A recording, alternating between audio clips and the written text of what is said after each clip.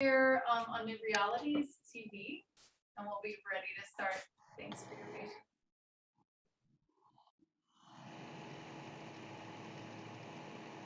Hi, Zenka. We're in a critical moment in physics during super radiance.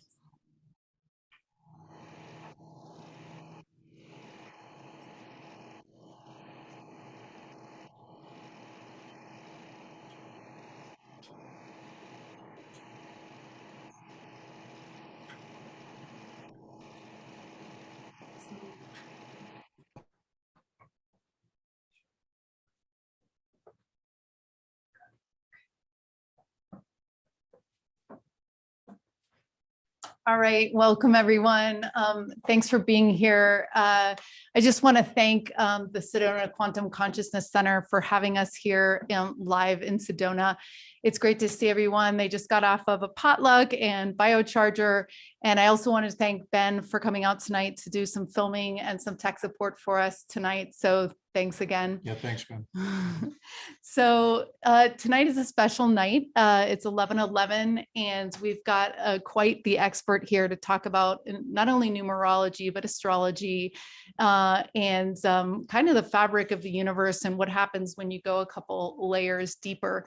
I wanted to welcome everyone to Exo Metaverse. If you haven't joined us before, we're a nonprofit. We're a citizen science search engine for consciousness that is going to collect our wisdom about things that we don't know about, right? Things that are beyond what our eyes can see. When we put all our puzzle pieces together, we can really learn a lot. So it's exciting to have experts come and join us twice a month. And I just want to tell you who we have coming up next.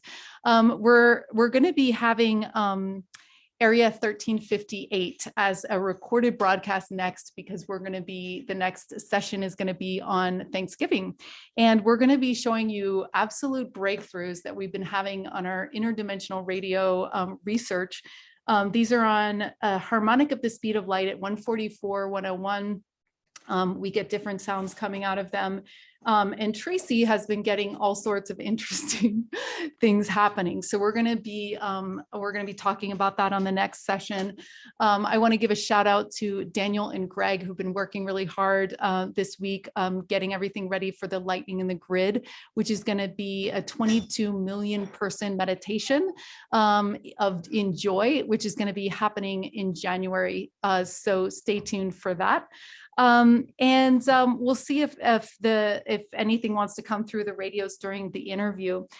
We also have the Hertox who are going to be joining us in December.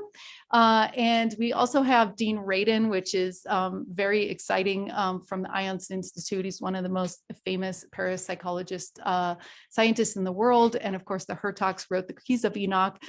So they're going to be joining us live here at the center. And then we have Rob Freeman coming up in January. So he's going to be talking about his expeditions around the world to film UFOs. So before we get into the interview, we're going to do a 1-minute timer like we always do that pulls us into our higher selves and into the field. Let's go ahead and start that now. We're going to do 1 minute and 1 second because that's what it's coming up in. Thanks for downloading. There's an 11. There's an 11, right? We're going to be finding all about this. Okay, so let's go ahead and drop into our hearts and into the field. So here we go. Bing, it started, but we had something here. Maybe it's in silence. So here we go.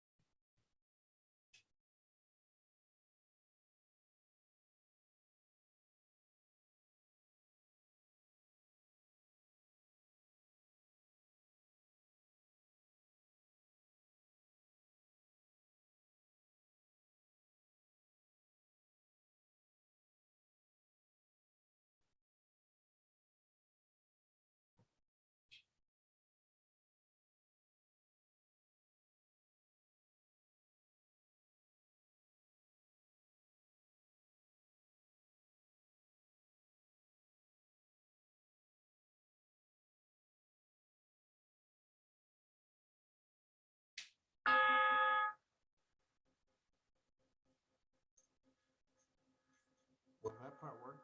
Yeah, that part works. So awesome. So yeah, I'm here with Mathues Imhotep, and he is the author of The Seventh Seal, Hidden Wisdom.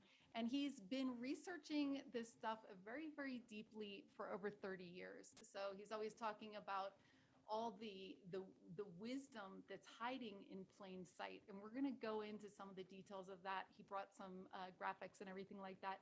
But I want to start with what's happening today around the world. You know, when I had my first awakening, I started seeing 1111 everywhere, you know, on a guy's apartment, on the, you know, on the clocks and things like that. And I think it has become, in the last 4 years and more, it's become this really important moment where we're all, the kind of light workers around the world, are coming together, and we're thinking, what are we intending and how are we coming together? And it's also Veterans Day, which, so we haven't achieved peace on earth yet. So this is one of the many things that we're going to be building. So why don't you give us an introduction to 1111, this date, before we get into 1122, which Matthews actually thinks is even a more important date. So we're going to talk about why, but why don't you give us a little introduction of, and let us dive into the. Cool. Well, you know, a lot of people are seeing 1111, of course, and they're feeling, you know, activated by it in the sense of, wow, what is this? You know, is the universe communicating with me? What exactly is happening, right? And so there are those that believe it's activating your DNA. There's just a lot of theory, and I think I might be able to add to that with some of the things that I've experienced and some of the insights that I have. But I also found it very intriguing that many of you may have heard of the Flower of Life and Drumvalo Melchizedek. And he was indicating that on 1111, there's a beam of light that comes inside of the sarcophagus in the Great Pyramid. Interesting. And that if you were in there at that time, it would like pierce your third eye, and you would get activated from, you know, this beam of energy. And actually, I'm going to give you a little deeper insight as to where that's likely coming from. And so just in general, the synchronicities of numbers that keep showing up is often triggered by 1111. You know, most people see that first, and then you begin to see a lot of your own number synchronicities, whether you're talking about your birthday or you know, something of significance, right? And so all of this is really the sort of divine wake-up call, inviting you to sort of get on board with the ascension process and your own personal journey into your divine consciousness. Interesting. Yeah. So I think you're right. It is kind of a wake-up call. What would you say is this ascension into your divine consciousness? So it's like an elevator that you're in, and you're going through different stages as you go up. Well, that's a pretty good definition of it. I think that many of us have come to realize that we are multidimensional beings, and that's certainly what the wake-up call is a journey of self-discovery. And that's really what happened to me, whereby I came to realize that, you know, there are higher selves above higher selves, all the way back to source. And at that level, there's essentially an oversoul. And you can tune into your archetypal beam of light, if you will, that, you know, reveals what sort of aspect of the creator you come from. And so one can, you know, go through an awakening process or an integration process that could sound something like, oh my God, I'm an Arcturian. Or, you know, maybe there's a higher experience. Perhaps it's a later on experience that's like, I'm an archangel. And so all of this is kind of par for the course in this wake-up process. You know, activating your divine consciousness would ultimately lead to you're one of the original creator beings, one of the like Elohim, and you just have to identify with which one you are. Interesting. So as you step up those higher selves, you become part of the stronger beings that are higher, closer to source. Indeed. And so in that sense, we're all embodied here and, you know, finding the journey back to the greater self. And that stems from the mother story that is really indigenous to all cultures, which says that everything was birthed from the mother. Like the mother was lonely in the void and essentially said, I'd like to experience love, and decided to create 12 consorts. And that's what many of these ancient cultures reveal in their cosmology. And so she had a lot of fun experiencing, What are the 12? well, that's where those rays come from that we were just talking about. And then in essence, she created children with each one of those, and those children became what's referred to as first cause. And when you look at the Gnostic scriptures, it defines all this stuff very well. And that those original Elohim children there are called the 24 invisible ones. And so invisible would imply that they're perhaps everywhere and ever when. Interesting. So, and you identify with Saint Germain. Is he a ray, or is he just, how does that work? Well, that's a pointed question. Well, don't I have you a lot of identify? experiences about being connected to him, and I think that it's part of the ray, or part of the the embodiment of the soul. And so one thing that a lot of people experience when they sort of tap into the oversoul is they have perhaps a similar life experience. Many people might say that they're Cleopatra or Nefertiti or whatever. And I believe that we're, all bifurcated from that original, being at source. And so the experience is sort of uploaded into the master computer, and there it is for you to tap into when you're, engaged in that integration. Yeah, that's always been a curious thing for me, because it's like, well, how can something be more than one place? If I'm calling Metatron and you're calling Met, it's like, what is that? And then someone was saying it's basically like, it is that consciousness that you can then call in when you need it. And then you're accessing that data set of information, right? And you can pull it in. Since we're talking about Saint Germain, how would you describe Saint Germain? I mean, Saint Germain is associated with the United States, right? Indeed. If many of you have followed his origin story, he was an individual called Sir Francis Bacon, and he faked his death. He was like 63, and he went on to create this persona and embodied that in a variety of ways, because really drinking tea and eating nuts, he apparently lived for hundreds of years. And through that process, it began with Dr. John Dee and Sir Francis Bacon indicating that they wanted to see the New Jerusalem be embodied in the new colonies. And so they started the Order of the Quest, which was part of the inner core of the Freemasons, which they also, had their hand in, even the Rosicrucian Society. And, this whole vision was that the United States ultimately would be a beacon for transmitting to the world that there would be this utopian ascended, heaven on earth reality. Interesting. So what do you see for the future here in Sedona and just in general?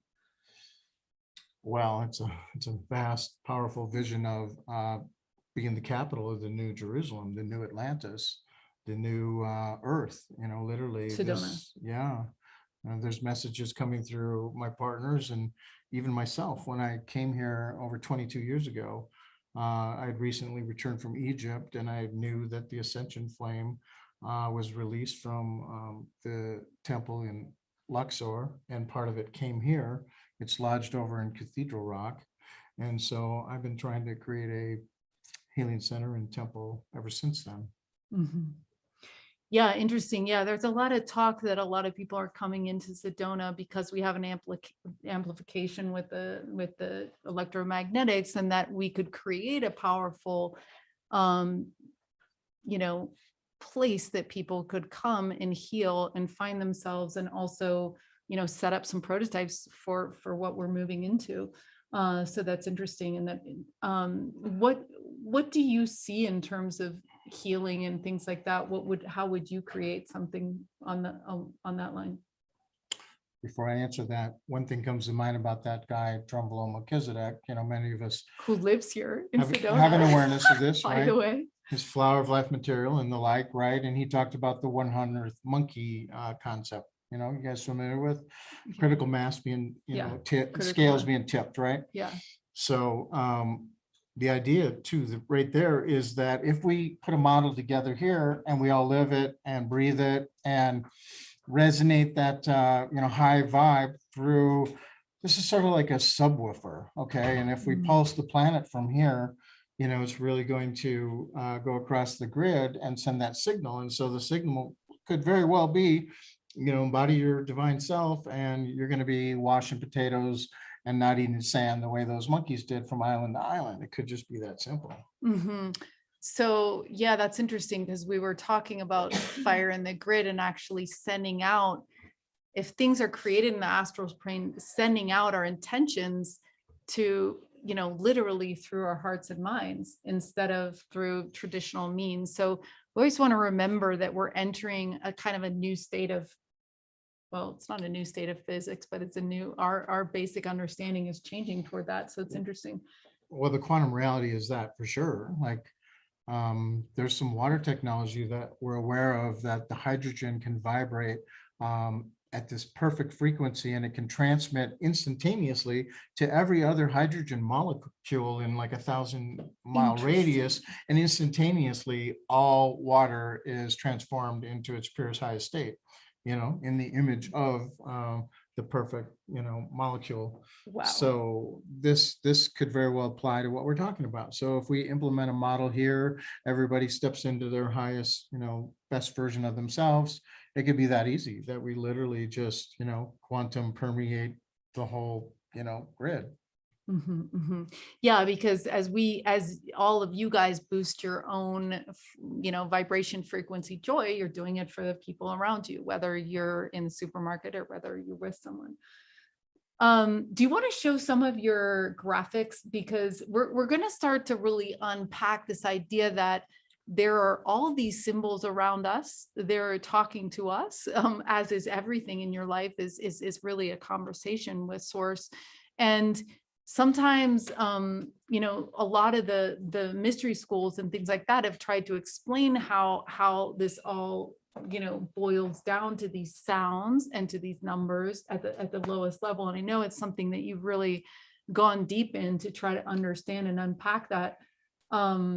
So yeah, let's talk about, and we can also talk about 1122 as well. I think that's a good preamble Yeah, to let's do say that. a couple things about that. So several decades ago, I was essentially 17, and I had my own epiphanies going on, and my higher self wanted to embody me more.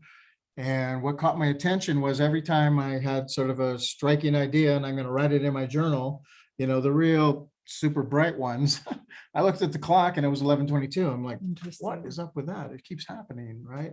And so then there began to be a variety of experiences that happened in November. It was an acceleration of, oh my God, there it goes on the license plate. There it goes on the side of the,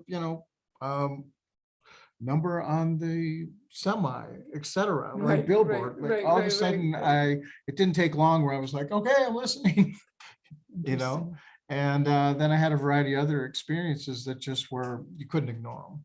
And that leads me into how when I was probably 21, I had a first channeling experience.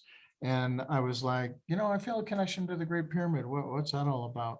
And they were like, well, you're a cornerstone of the Great Pyramid. I was like, what does that mean? Oh, you'll figure it out. And so that draw to, that structure and complex, led me to, obviously it was like a carrot. I couldn't ignore it. And so I just kept showing up, and it kept opening, and it revealed a lot of interesting things. And from there, I'll show you a little bit about where that took us. Yeah, my number is 444. Like when I see that, the universe is like, pay attention. Who are you talking to? What are you doing right now? This is what we want you to pay attention to. And of course, there's a lot of content here. I mean, I wrote 800 pages 22 years ago. And in the last decade, I what is it? Downloading, remembering, it's a combination of things. When your higher self is being integrated into you, it just sort of becomes your knowledge. And so over the last decade, I made 45 videos that get into like a next level of the content that represents sort of what is the light language woven into, the English language, whereby the pillars of the central theme, which is ascending consciousness, were coded with 1122. And we're going to see that a whole bunch of the concepts that represent the simulation perhaps that we live in, from astrology to the alignment of the stars to the construction of the Great Pyramids, actually carries a message. Interesting. Okay. And so again, you'll be able to get a closer look at and delve deeper into these things by virtue of checking out, there'll be links, yes? And so you can explore this a heck of a lot deeper. I want to find out which. Why don't you tell them how to find your YouTube though, Okay. because that has so many. Is the glare okay on that, bro? There is a decent amount. Should I come You're forward? good there. Okay, thank you. Oh my God, there's the 144 that we're using on the radios too, right there. And so there's going to be this image is just sort of a collage representing. There's a lot going on. But what was your question again? You said. Well, I don't know. I mean, I was just saying, just explain. I don't Okay, know. cool. So we're going to delve deeper into this. It's a cover and it matches my shirt. So this guy's pointing to the constellation of Orion. 1122 is an alignment with the Great Pyramids. How did I figure that out? What's aligned to the Great Pyramids? The stars? belt stars of Orion. Interesting. And the belt stars of Orion actually on November 22nd are directly overhead. How do I know that? One over each. Yeah. I was in there at 11:22 p.m. on November 22nd, about 20 years ago, and something very powerful happened to me. But when I came out, I looked up and the star was sitting right on top of the peak. And so, that further had me go, what are all these alignments about? And that led me down a very deep rabbit hole. And this picture also illustrates how that constellation there also is perfectly aligned to anybody know what the Phi Ratio is? This is a Phi Ratio measuring tool. And so how is it that the divine creator put the Phi Ratio not only into your body and, Mother Nature's formula where everything's unfolding according to these numbers, it's in the sky too? Oh, yes. And so much more. It was really profound to discover that the causeways coming off of the Great Pyramid actually point to particular locations. And when I was in Egypt, there was a poster that I got. It was pretty cool. It had lines depicted coming off of the head of the Sphinx that were actually carved in like the ground, in the concrete. And there were some that they described as pointing to, known dates, celebrations of solstice and equinox. But there was two undescribed lines. I'm like, we need to know what that is. In the end times, all things shall be revealed. So I got busy with making myself sit as the Sphinx and look out at the horizon. And I dialed the astronomy program back, 10,000 years, just kept rolling and experimenting. And I found that the Sphinx was actually on those particular lines looking at 2 days. One is November 22nd. Wow. And the other one really got my attention. It was my birthday. 5/22. So, got me by the back of the neck, or however, I could not ignore being pulled fully down the rabbit hole on this one. So when I went to Egypt for the first time, I was like, reading Drumbelow's book, and he was talking about the Fibonacci sequence and the golden mean ratio and these things passing through, well, almost through the top of all pyramids, this blue line here. But there was another line that was called the Secant Line. And the Secant Line was really interesting to me because it just kept doing that whole, like, do not miss this. And so what I discovered while standing there, looking at the Sphinx and practically having one of those moments where your heart opens and you're sort of like muttering like, okay, I'm gonna, reveal your secrets. It was like bubbling up in me in a very profound way. And I literally kind of remembered a past life and all that, right? Whereby that secant line actually passes through the Sphinx and into a temple. That temple is uniquely built because everything in Egypt is always built north to south, east to west. There's no diagonals. In this diagonal temple, that line went right through this doorway. And if you noticed at the back of that would have been another dot, and that other dot is the Hall of Records. And so this secant line that actually travels through this whole nine squares here tells a story, and it's all about the symbology of Egypt and the characters of Egypt. They have spears and arrows, and they're not saying we're hunters and killers. They're saying pay attention to star alignments. And so I have volumes of information that are essentially irrefutable that this is pointing to this date, 11/22, as the opportunity to embody your divine self more than ever.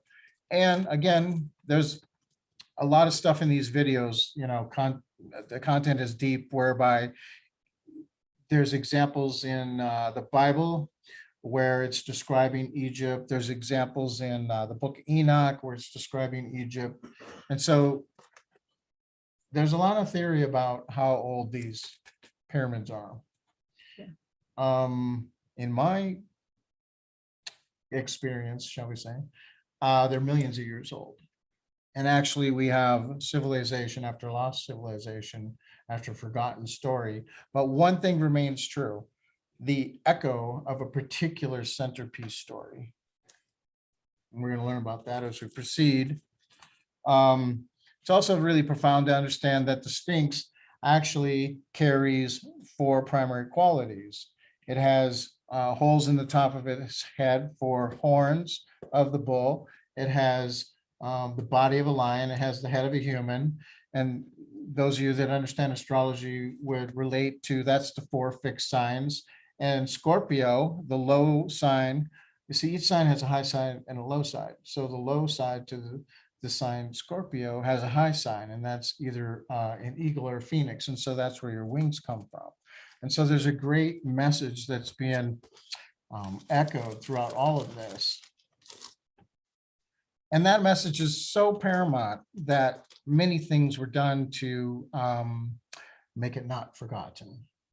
And this little view here shows what we already highlighted as a possible, wow, do we live in a simulation? Is this really the Matrix? How is it potentially possible that Earth, Mars, and Venus and Moon could sit in a perfect alignment to these structures? Who built these things? And what kind of technology did they have to basically, right now you're seeing a reflection of these 3 little pyramids on sunrise, putting the reflection of the little pyramids on the side of the big pyramid. Pretty cool. That's a pretty good understanding of what's going on this. Well, maybe it's a flat Earth. We can have another conversation about that. Yeah.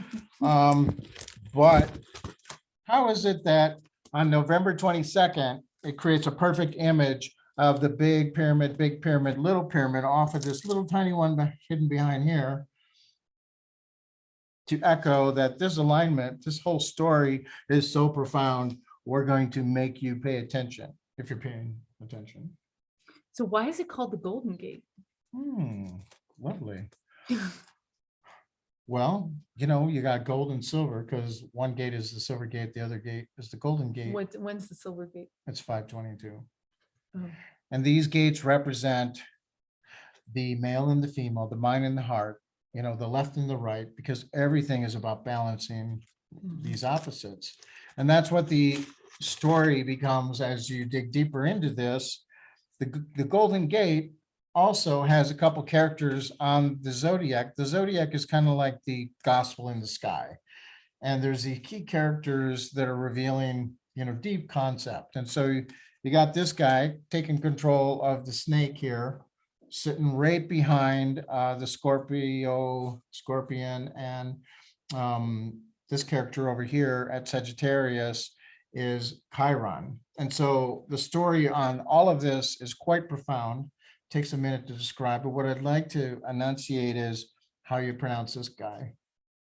Anybody know about the 13th sign? Cool. So there's some wisdom in the audience. Awesome. And so this guy is a serpent keeper. What is he doing controlling the energy of the serpent? What's that represent? Control of the Kundalini sexual energy. Precisely.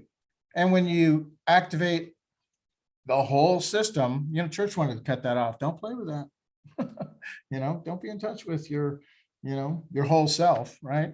And when the whole self comes online, the church was recognizing that people are going through the mystery schools, and we had superheroes, we had X-Men. Oh no, we don't want that. We got to shut this down. Okay, so they did a pretty good job of shutting things down. They also tried to take control of the energy of the message. And the message, it comes out in a variety of ways. So you've got these twins, Enlil, Enki, Set, Osiris, like there's many of them to recount. And well, there they are sitting on the gates. Okay, I can't quite draw backwards and look at that. Where's Lionsgate? What's it? Oh, good question. So that 8-8 alignment has to do with the constellation of Leo. And yes, it does very much come into the pyramid and the Sphinx and all this kind of, buildup. I believe it's all like ultimately a buildup, as you have the thinning of the veils of all these different portals and gates and everything, it's accelerating your consciousness, quickening your path of awakening, designed to culminate at the Golden Gate. So we're going to learn more about the lines briefly that that point this out. I can't find And the let's proper get back to placement. the importance of 1122. You're not saying something important is going to happen on that date. Well, you are saying that, but you're also saying that it's an opportunity where astrologically we can tap into more energy in order to manifest what we're creating, or how. Okay. What So would you let describe? me spin right into that. This one also shows these special characters. There's only two of them. They're on the bar that we've just been discussing, Mhm. the avenue here across the zodiac. And so the Egyptians knew that at this time, because they weren't really Egyptians, they were, people that built that had much more wisdom, and the Egyptians tried to figure it out later. And what was being depicted was that when this alignment comes into full force, the energy of the central sun is being beamed on us in a way like no other time. And so if we have an awareness of it, just like anything, you have an awareness of something, you're going to invite it in more, it's going to activate you to a higher level. And so that's when the sun along the ecliptic sits on the Milky Way, which is the Nile. There's all this correlation to the imagery. And a lot of the other imagery about the scarab and the wing scarab and all this with the sun sitting on top of it. This is all about the transformation of the soul. That's what this symbol represents. And so, they understood the ascension was going to happen in the future in a far greater way than it had in the past. Mm-hmm. And so much so that even the Freemasons put some of this imagery. You've got an angle arrow here going to the top of a double-headed Sphinx. I'm sorry, this is obviously a phoenix because of the tufts that are coming off the back of the head. These esoteric symbols were actually put in the Freemasons to talk about the ascension of the soul. And so the interesting thing about Egypt is it used to be called a couple different names. There's several. And one of them here is Hepti, and it represents 7. And so the constellation of Orion is 7 stars, by the way. There used to be 7 pyramids on the ground. I've been to the shoulder and the knee. When I went there, I was brought to other pyramids that were the size of the Great Pyramid that nobody's talking about. So those 7 have also a correlation to the number 7. And so the number 7, if you take a look at it, it's a pointer, right? And so it's all about pointing the way. So are the Freemasons, like, all their data is basically getting like spilled and dished out to the world, right? I mean, they can't really keep anything secret anymore, right? Well, the hidden core, deepest wisdom was stripped out when the opposition sort of took that organization over. And so many people have gone through that, up to, scaling up the degrees, and they've hit the 33rd, and they're like, where's all the wisdom? Where's all the goodies? And so a lot of this stuff was in there, but it was removed. And those that have gone through that school of thought, at the ascent of it, there is, it's about a journey of the soul to a particular location, to become your higher self, ultimately. And it's pretty profound that this whole region of the sky that we're talking about in the past was referred to as the Phoenix. And so there's core stories in the Egyptian mythology about, everybody knows that the Phoenix is about right. Like rebirthing from the flames. Precisely, it's resurrection. Yeah, like we'll rise out of our bodies to be, Which is ascension. yeah. Right. And so deeper down the rabbit hole, a correlation to these numbers, remember when we talked about a beam of light coming in? So there's beams of light coming from the Palladian system and the Syrian system, and they're merging into the sarcophagus of the Great Pyramid. One is carrying a masculine frequency and the other carrying a feminine frequency. And those relative frequencies also match 11 and 22. Yeah, And so yep. like just like Stonehenge and things like that. So when stars align, those different sacred sites activate in different ways, what you're saying? Precisely. And the Vatican knew about this, and so they captured some obelisks and they brought them over there and they put them in alignment to the horizon, and they're watching the constellation of Orion and trying to capture the power. And they even put in their symbolism. Here's St. Peter's seal. It's got a gold and silver key and 3 crowns. And what that was all about was like controlling your soul, controlling the earth, controlling your body, and controlling the gates, and trying to prevent you from accessing it. So what should we be preparing anything for ourselves as we go from 11:11 to 11:22? Is it like? Yeah, I would say that it's a time of powerful manifesting. I think that we should be watching our thoughts. I think that we should be uniting our tribe. I think we should be, aware that the power to become, our greater selves is ever the more present at this time. Do I think that we're going to turn into a ball of light and, there's nothing left after 11:22, one of these trips around the sun? I don't know. We're going to find out together. But even the founding fathers built some things that mimicked what we've been learning about. In fact, the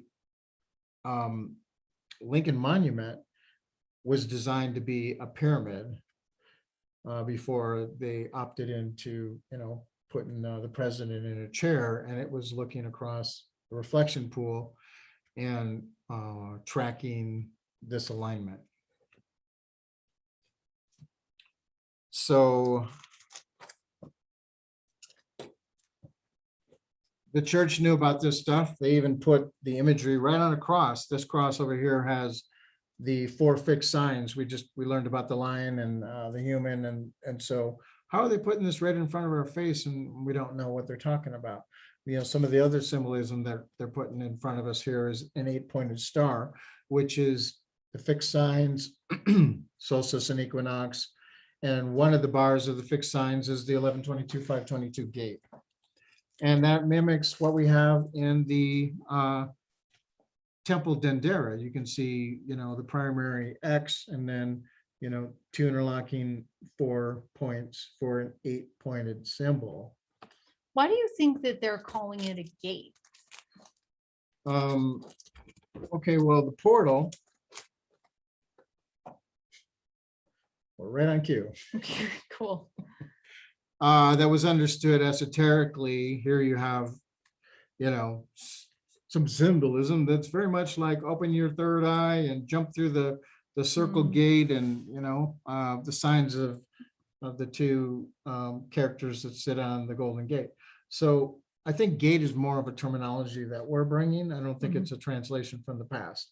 And so it represents passing through an opening, the door's open and the road is clear. And that is done when you have the silver and gold, when you've mastered your masculine and feminine, when you've understood your inner outer world. Like what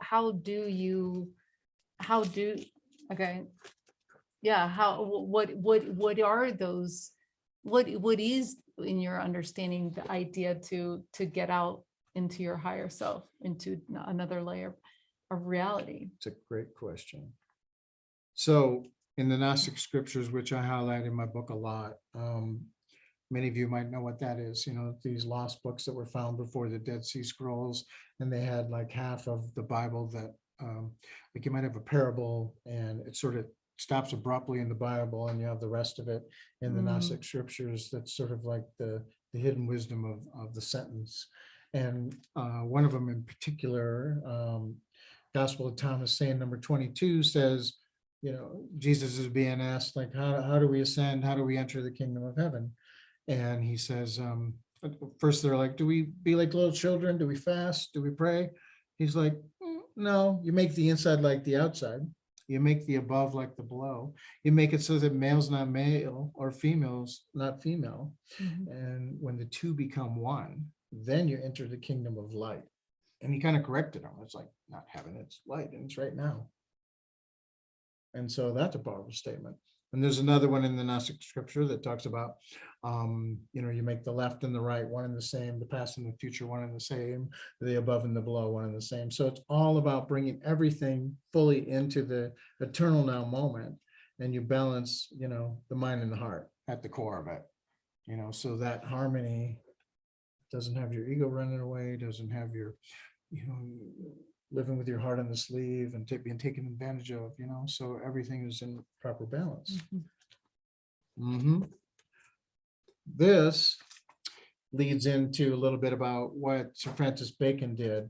He actually added a letter in our alphabet, like back then in like 1611, when King James Version Bible was written, you didn't have a J. And he added a J, and he straightened out the, basically created a cipher and attached our English language to sacred geometry that had more meaning. And when he did that, the words that he actually was crafting, now many people don't know that he got a hold, well, he became the Lord Chancellor to King James. And because he was a Shakespeare guy, a lot of people don't know, behind the scenes, he wrote the sonnets and the plays, and was giving the middle finger to his mom and the monarchy and stuff. And he basically embedded a lot of codes into the King James Version Bible. And so right here, there's a couple of them, like, I am the Alpha and the Omega, adds up to 11:22:33. I and the Father are one, adds up to 11:22:33. And so, he understood back then, he had figured it out that this whole thing was about the awakening of the soul. Actually, he called Shakespeare that because it meant Shakespeare, and it had to do with the Roman gods that represented the sign of Gemini, these spear shakers. So he's talking about the Silver Gate here. He's also talking about those twin characters, that everybody thinks that Set is an evil guy, and Osiris is the good guy, and Osiris cut Set, or Set cut Osiris up, and all this kind of stuff. That's an analogy to a deeper story. It's about, again, the mind and the heart, and the keeper of the hidden wisdom, and like the king who's actually loving the whole tribe, and he's all about the heart. And so these things are pretty interesting. He had other ways of displaying that he understood this story. We see similar imagery with the constellation of Orion. So now what's really important is how this grabbed my attention when I was getting the knock on the back of the head, like, don't miss 1122. And so I started to run numerology on every number that I could think of. And I did it thousands of times. And I found that 11 adds up to feels. And, in his cipher, you got 1 in this, there's no value to 0. So it's essentially an 11. And that 22, and this would represent Christ consciousness, sort of the master healer. And 22, mind adds up to 22, mathematics adds up to 22. And so this other value represents the master builder, the master mind. And so those 11 plus 22 equals 33. And here also 33 is 369, by the way, by his cipher. But without the Which is what cipher. Tesla was so obsessed with. Yeah. Right. Yeah. Mhm. So deeper down the rabbit hole, it can go quite quickly, even with an understanding that it's so fun to realize that inside of the flower of life is the image of the tree of life. But a lot of people don't realize that the tree of life, you've heard about the 22 pathways and the 22 Hebrew letters and the like. Well, those circles, there's 10 of them. Until you realize, if you want to access the higher dimension of the male and female God consciousness up here, you need one right there. Yep. And it's called like a blinder. Well, that would make 10 plus 1 is 11. 11 plus 22 is 33. Mhm. So this stuff, is hidden all over the place in plain sight. Yeah, I went, I met this guy who was called the Code Master, and he basically explained to me that every vocalization of language can be reduced to a numerical component within, the earlier languages, Arabic and all these different ones, and that when you speak them, just like when you do a prayer, it has a very strong calling, because it's like Sedona. Like a lot of people have come here to pray from different cultures, right? And different, so same thing with a church or a place that a lot of people meditate. It's almost like those intentions have created another structure. So when people are using the Baha'i or whatever it is and speaking those words, they have a stronger mathematical implication in a way. So are you saying that if you go, you can look up the Sir Bacon, or how would you find the numerical equivalence of the English language? So you can go to Gematria, search for the cipher of Gematria. There's a couple Okay. websites that'll do that. And you can start, running, your name is interesting. Actually, when I ran my spiritual name, Mathues, it added Yeah. up to my birthday. And then I was like, okay, it got my Yeah, attention. this guy was convinced that everything from the word of the Matrix, that all the famous, even all the most famous movies and things like that were actually chosen because of their power numerically. You know what I mean? Even COVID was chosen, that name 9/11 was chosen because of, like, all these different things were chosen because of their significance. So what I've discovered in what I call meta numerology is a 3-digit one. Instead of like breaking it down to a 1-digit or pay attention to the master numbers, there's a higher value that's far more explicit in its understanding for communicating to you. And so if you have access to, like, it's a master number system, like, again, there's just so much that would take forever. Yeah. Do you have? I'm not going to David Wilcock you, like 4 more hours. You can just go check out the books and the videos. Do you have an understanding of what now Tracy, and she's going to talk a little bit about this on the next session. She believes that we should all create our own numeric. She said it's part of breaking out of I love your that. thing. Yeah, she's like, you need to write out 1 through, I think she said 11, including 0, I don't know. And then you have to assign what those mean to you. And then you have to look to the universe to get those signs, whether you're looking at the stop sign or I mean, the license plate or whatever. But you, I noticed in some of your videos, you have listed out what you think 1, 2, 3, 4, 5, 6, 7, 8. Do you have a slide of that or a thing of Yeah, this? in the car, but I can Oh, that's describe okay. it. I can describe Well, it so- lightly. Yeah, Because it's got a natural unfolding from the story that if everything came from the mother, she would be one. And okay, so the then- mother is 1, And the then creator. number 2 would be separation. She created the father, Mhm. and then, correlating what the values might be, from unity to separation and coming down to some of the more, modern correlations to, let's say, what 5 might mean, in numerology, but there's a deeper appreciation when you kind of construct it according to what if it is all about the unfolding of creation. And actually, beautifully enough, as long as we're on that, Mhm. to illustrate that some thought went into this whole thing by somebody that was making the numbers match the story.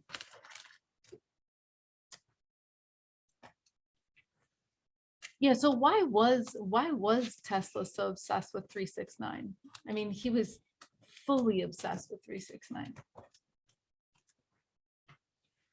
Well, because it's a key to the universe. Okay. I can explain why, but let's hit this first. What you're seeing right here is along that path of the numbers unfolding. Okay, the ultimate objective is to get the 9. What's 9 about? Completion. Unity, wholeness, completion, precisely. What are the 2 last steps before 9? 7 and 8. What do 7 and 8 represent? They represent matter and spirit. Interesting. Okay, and so it's all about, ascending matter into its higher form. And so everything about the puzzle is the 2 becoming the 1. And so Or using your spirit to change matter. yeah, I mean, when you roll it all into 1, we have a lot of capability when you're in harmony with the wisdom. Exactly. And so here, words were painstakingly created, left and right, 7 and 8, brain and heart, 7 and 8. The value of 7 and 8, what are they? 11, 22. Mhm. So, there's a deeper message of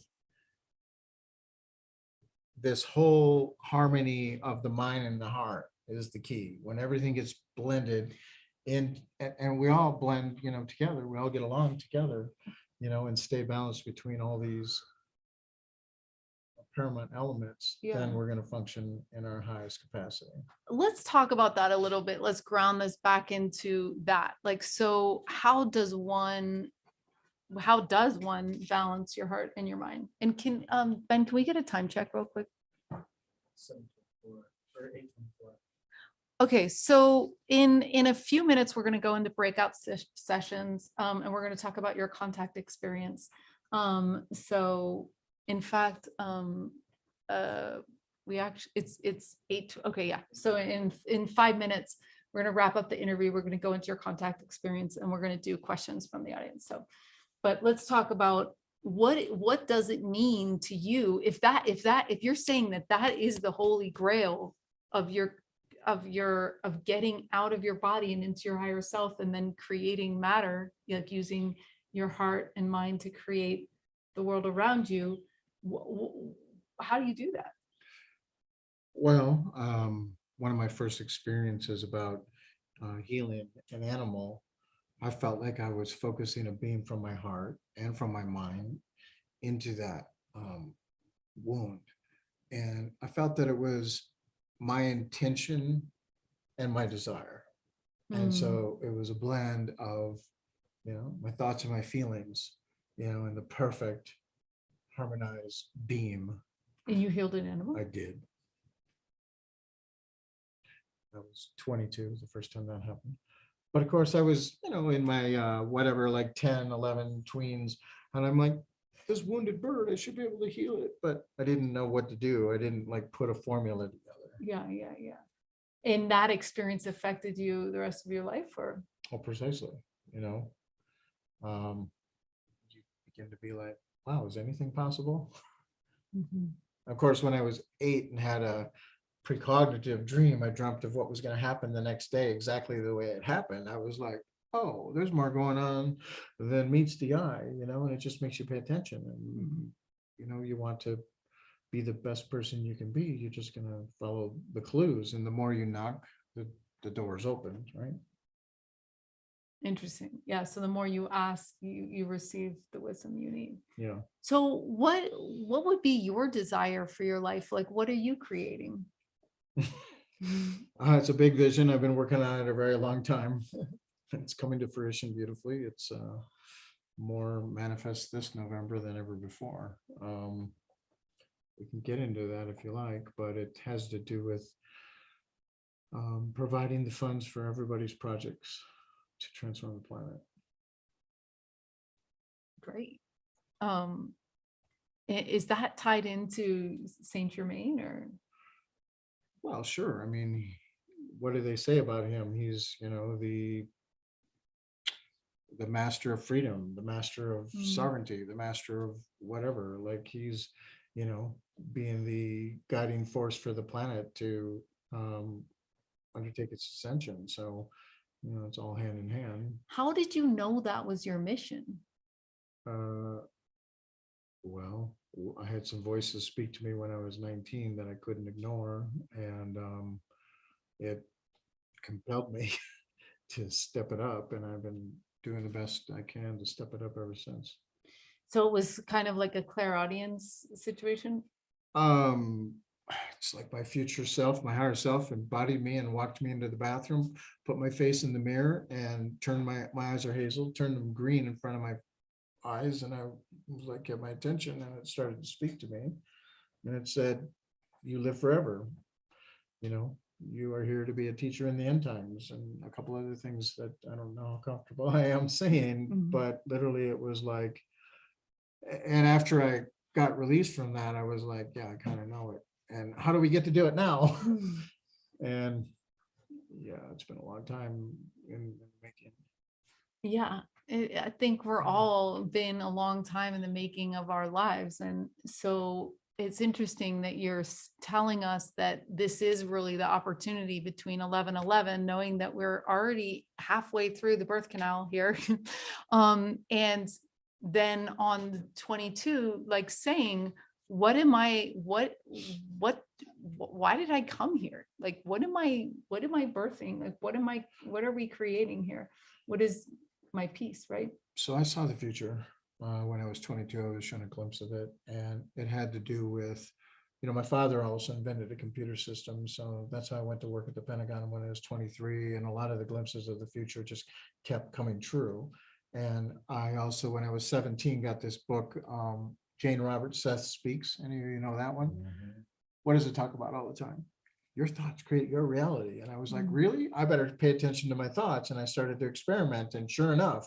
And so I'm like, okay, this is a dangerous weapon. I'm going to envision the future in a very, light-filled way. And everything I envision keeps unfolding. And so the most recent one was how the Chinese elder put gold behind our coin, and we launched it today, our gold coin. You can check it out at GaiaPhi.io. But it's just literally when you show up with a golden heart for humanity, the things that you envision are provided. The golden gate, the golden heart. Yeah. Interesting.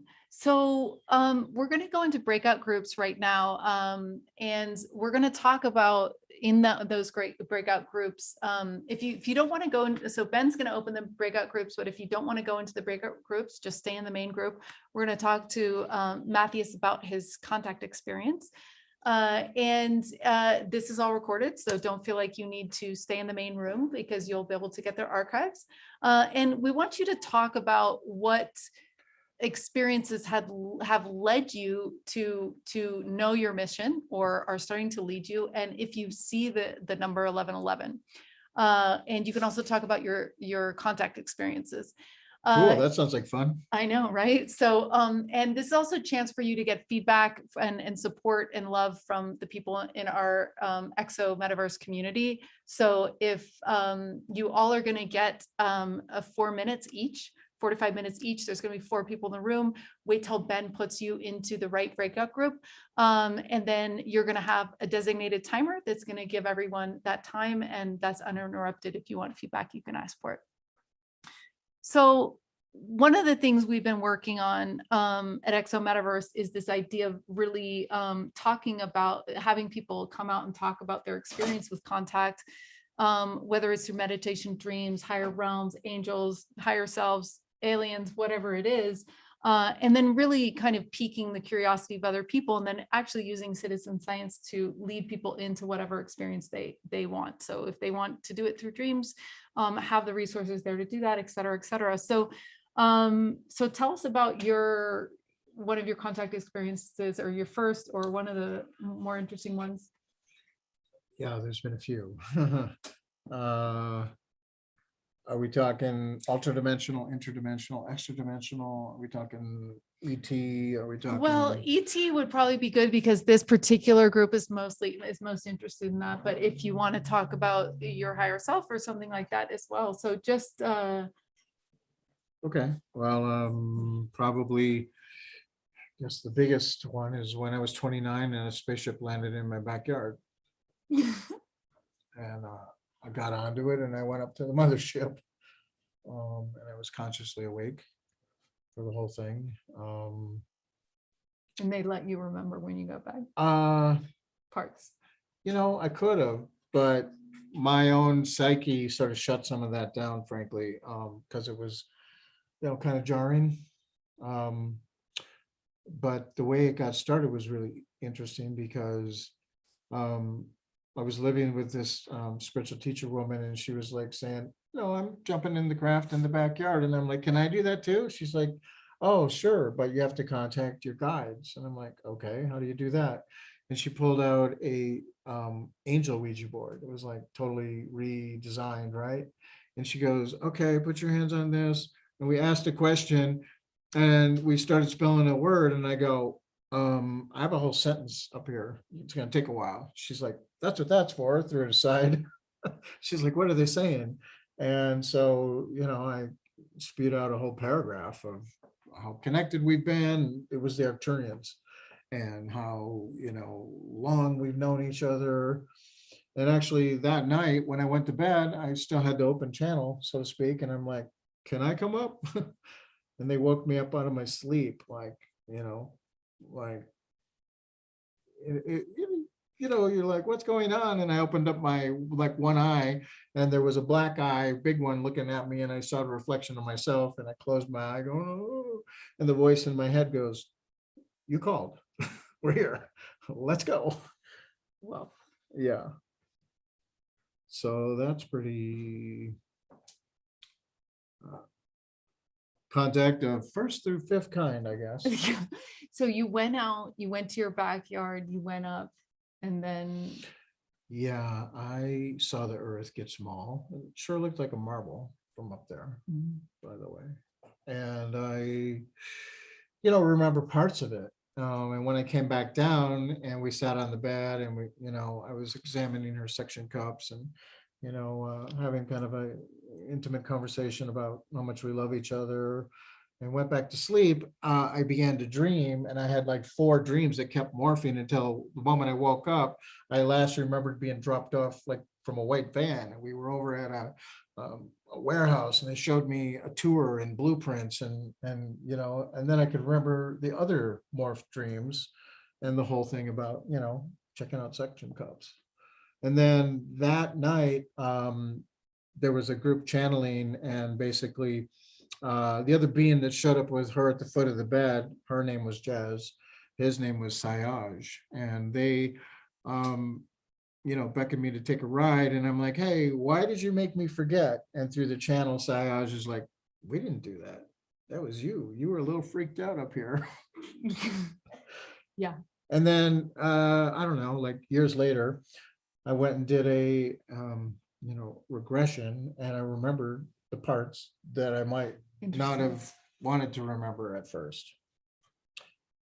Where I participated in a hybrid program. It wasn't a test tube baby version. What kind of version was it? Well, we didn't do a lot of kissing. We kind of got to it. Cool. So I got a daughter up there. What can I say? Interesting. Yeah. So yeah, there's a lot of hybrids around. That's for sure. Yeah. So do we have any questions from the audience for Mathues?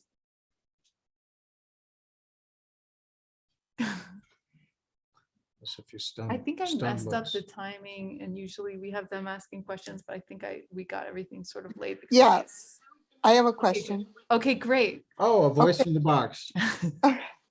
So my question is, were you contacted by Grays? Oh no, they were the helpers of the Arcturians. They kind of resemble Greys, but they have unique personalities and everyone has a different looking face. And so the helpers of the Arcturians, because the Arcturians are about 5 feet tall. In my next story, they visited me too when I told them to come back down and hang out. They did, and they were like 5 feet tall, white, big black eyes with sort of a iridescent blue hue, like aura. And so, yeah,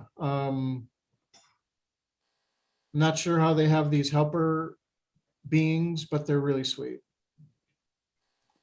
So when you were on board, what was the environment like? Clean, metallic people, I mean, beings dressed in robes and the like, and, you know, jumpsuits and the like. And that's, you know, it kind of like had the greeting and then it starts to fade. Okay, thank you. You know, it's interesting. I was reticent to get up and go jump on the ship with them in the backyard. And I was propped up on an elbow, you know, they're like, come on, come on. And I'm like, I don't know. And they go, let's go see Jesus. And I was like, okay, no problem with that. And so, yeah, I felt like he was there too.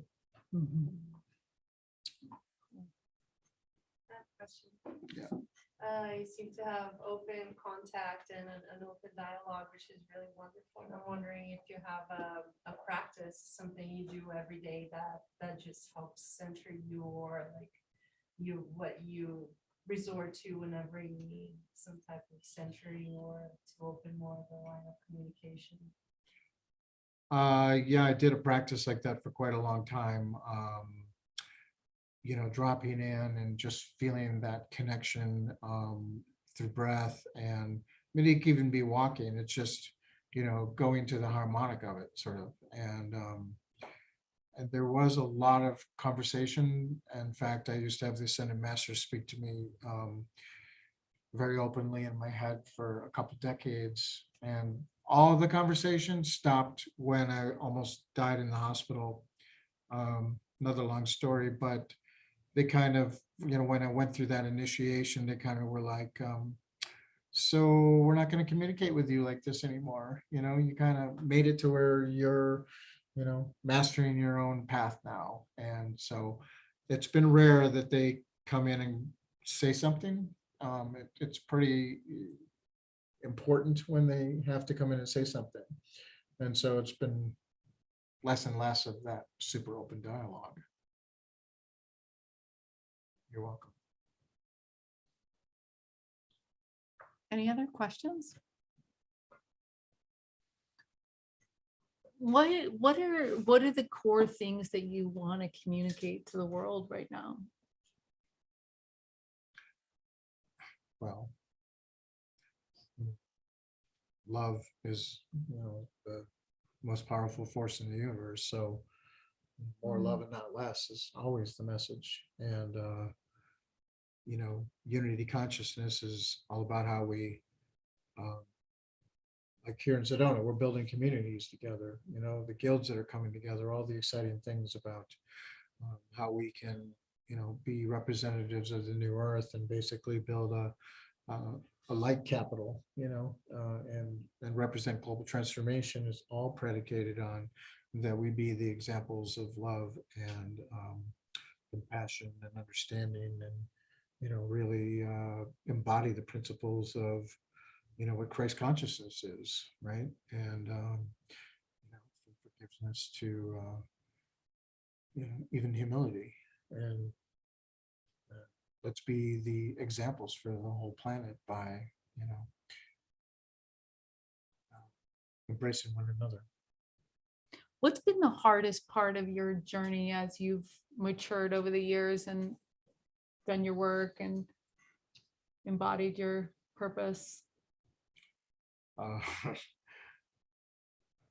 My greatest virtue has become patience, because they spoke to me about playing a role in the future, and then they were like, it's going to be about a decade from now.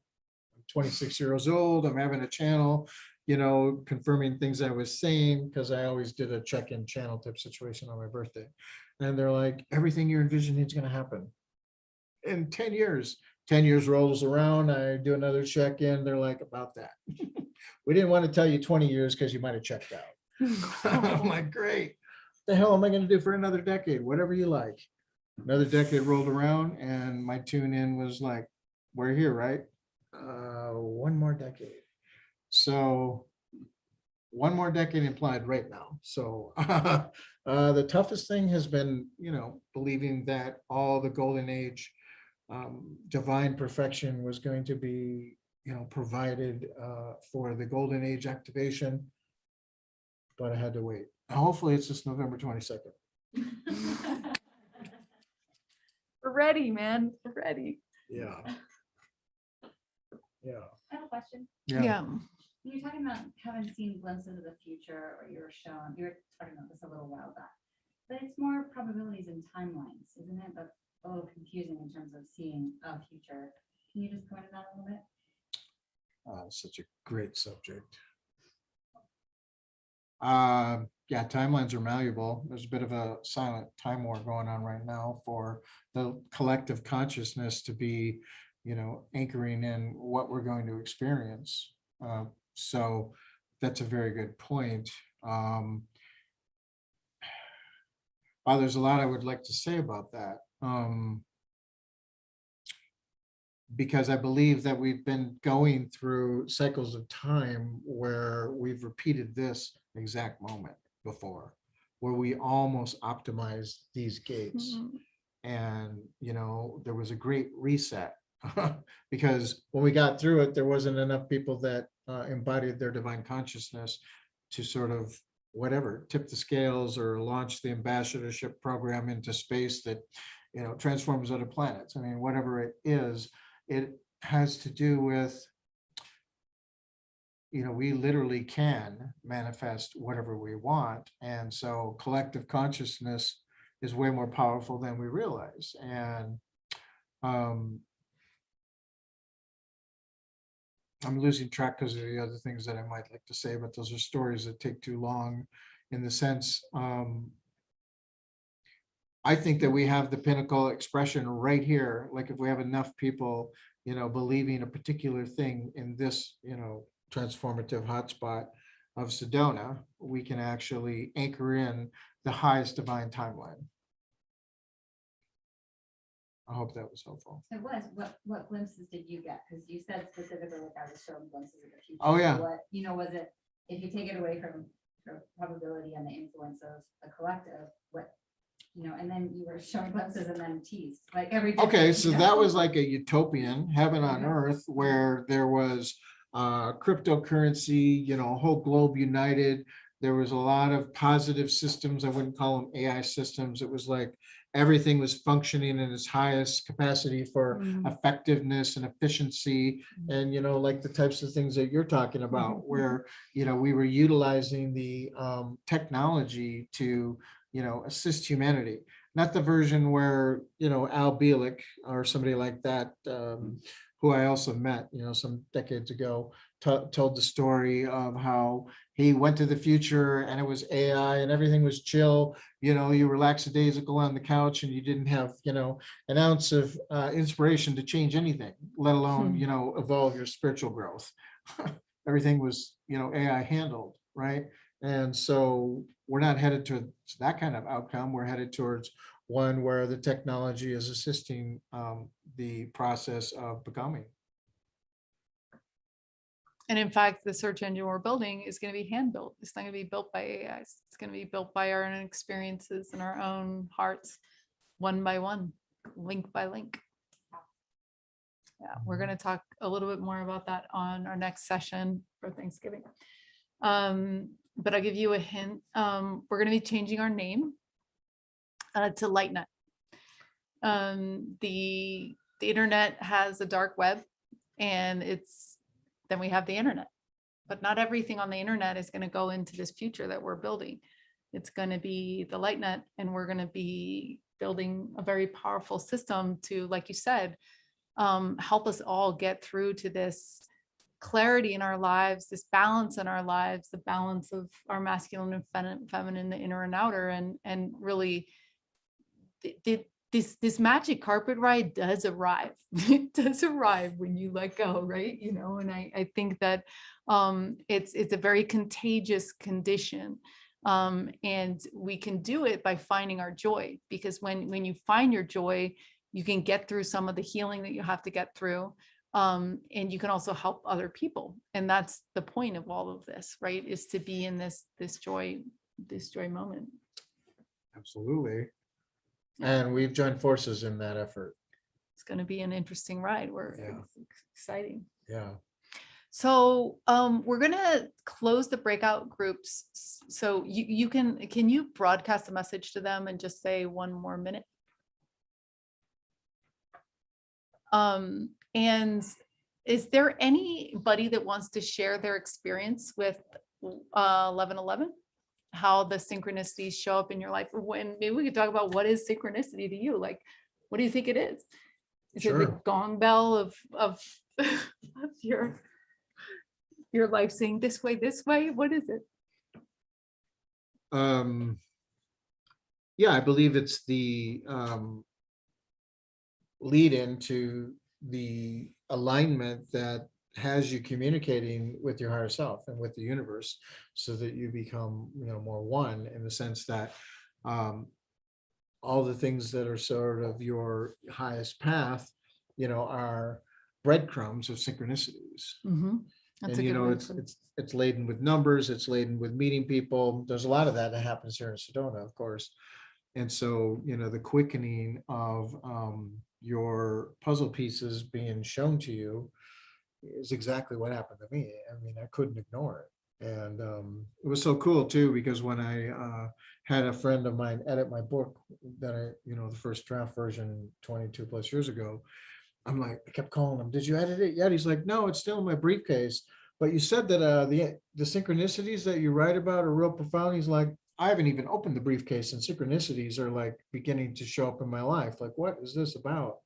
And so really it's about the vibration of the information that, is the bridge to your greatest becoming. And so, everybody's synchronicity story is a little bit different, but I believe it's the calling card of your higher self.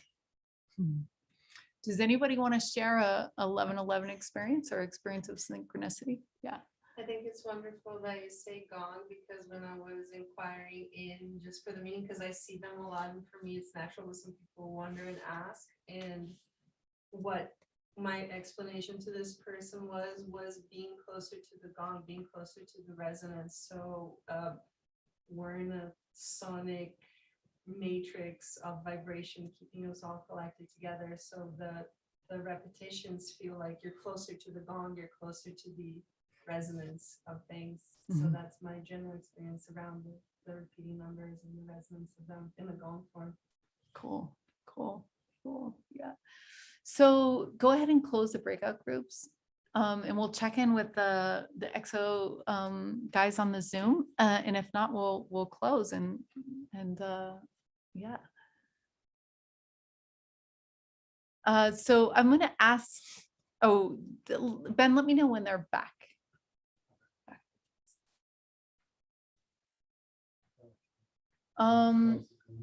Yeah, so yeah, you want to close that, yeah. So Earthwalk United is organizing a big convergence here in Sedona next week. So look forward to seeing you guys as part of that. And yeah, we'd like to have one final call for questions on Zoom. And if not, we're I gonna, remember what you asked me. I- I forgot. How do you find, go ahead. How do you find me? go ahead. So how do you find you online? The YouTube? Yeah, stargatecodes.com is a portal, StargateCodes.com. portal to all my stuff. Greetings, hi.